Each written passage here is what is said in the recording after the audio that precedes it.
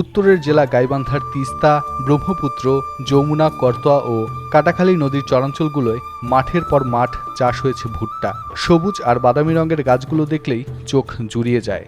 গাছে গাছে ঝুলে আছে সোনালী রঙের ভুট্টার ছড়ি।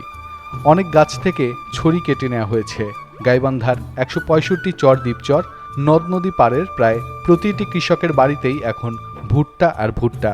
কেউ মাড়াই করছেন, আবার কেউ পরিষ্কার করছেন, কেউ আবার রোদে শুকাচ্ছেন। রোদে ভুট্টার সোনালি হাসিতে হাসছে কৃষক। বাড়িতে ভুট্টা আসার পর পুরুষের সহযোগিতায় নারী শিশুরাও কাজ করছেন। চরের মাটি ভুট্টা চাষের উপযোগী বলেই ভাগ্যের চাকা ঘুরছে এখানকার চাষিদের। ভুট্টার ফলনে কৃষকদের চোখে এখন সোনালী স্বপ্ন, মুখে ফুটছে স্বস্তির হাসি। এখন ফসল ঘরে তুলতে ব্যস্ত সময় পার করছেন তারা। কৃষিবিদরা বলছেন, ভুট্টা চাষে চরাঞ্চলের প্রান্তিক চাষিরা আর্থিকভাবে লাভবান হচ্ছেন। এখন চরের কোনো জমি আর পতিত নেই। যেসব চাষির নিজস্ব জমি নেই, তারাও অন্যের জমি লিজ নিয়ে ভুট্টা চাষ করে সফলভাবে জীবন জীবিকা নির্বাহ করছেন। ভুট্টা চাষে খরচ কম, লাভ বেশি। তাই চাষিরা অধিক লাভের আশায় ভুট্টা চাষে ঝুঁকছেন এবং লাভবান হওয়ায় এই অঞ্চলে দিন দিন ভুট্টা চাষে আগ্রহ বাড়ছে।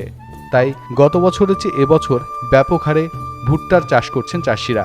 জেলা কৃষি সম্প্রসারণ অধিদপ্তর জানায়, এবছর গাইবান্ধা জেলায় ১৭,৭৬১ হেক্টর জমিতে ভুট্টা চাষাবাদ হয়েছে। এর মধ্যে ৬৫ ভাগই চাষ হয়েছে চরাঞ্চলের জমিতে। গত বছর জেলায় ভুট্টা চাষ হয়েছিল ১৭,০৪৫ হেক্টর জমিতে। এবছর চাষের পরিধি বেড়ে ৭১৬ হেক্টর জমিতে ভুট্টার আবাদ হয়েছে। ভালো ফলন ও ভালো দাম পাওয়ায় এই অঞ্চলে ভুট্টার আবাদ দিন দিন বাড়ছে।